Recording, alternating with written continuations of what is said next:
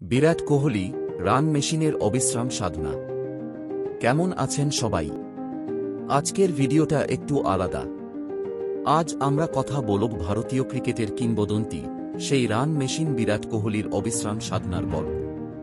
কিভাবে একটা ছেলে দিল্লির গলি থেকে উঠে এসে বিশ্ব ক্রিকেট জগতে নিজের নাম কুড়িয়ে নিল, সেই গল্পই আজ শোনাব।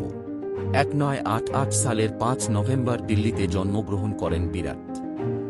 ছোটবেলা থেকেই ক্রিকেটের প্রতি পাগল ঝোঁক। ফুটবলেও ভালো খেলতেন, কিন্তু ক্রিকেটই হয়ে উঠল জীবনসঙ্গী। পিতার মৃত্যুর পর মা ও পরিবারের সমর্থনের বলেই ক্রিকেটকে আরও বেশি করে জড়িয়ে ধরা। অল্প বয়সেই রাজ্য ও জাতীয় স্তরে ক্রিকেট খেলা শুরু।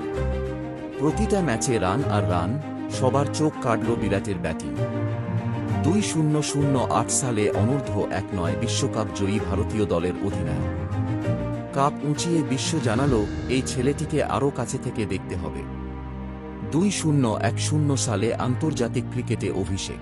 প্রথম কিছু ম্যাচে হোঁচটাপ খেলেও মাঝারি সারির ধামাধাম ব্যাটসম্যান হিসেবে দ্রুত খ্যাতি অর্জন।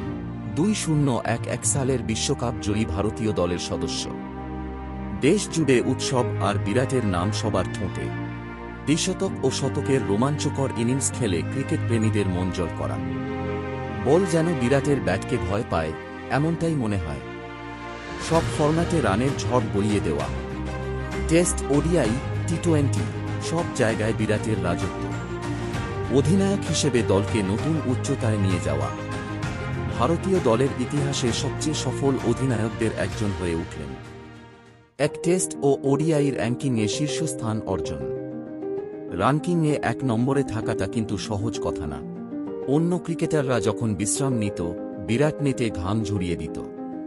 ফিটনেসের ব্যাপারেও ছিলেন কড়া নিয়মনিষ্ঠ। সব চাপ ও সমালোচনাকে উপেক্ষা করে নিজের লক্ষ্যে অটল থাকা। বিরাট কোহলি কেবল একজন ক্রিকেটার নন, তিনি একজন আইকন। তার কঠোর পরিশ্রম, মানসিক দৃঢ়তা ও ক্রিকেটের প্রতি অগাধ ভালোবাসা তাকে এতটা উঁচুতে নিয়ে এসেছে। তিনি আগামী প্রজন্মের ক্রিকেটারদের জন্য অনুপ্রেরণার উৎস।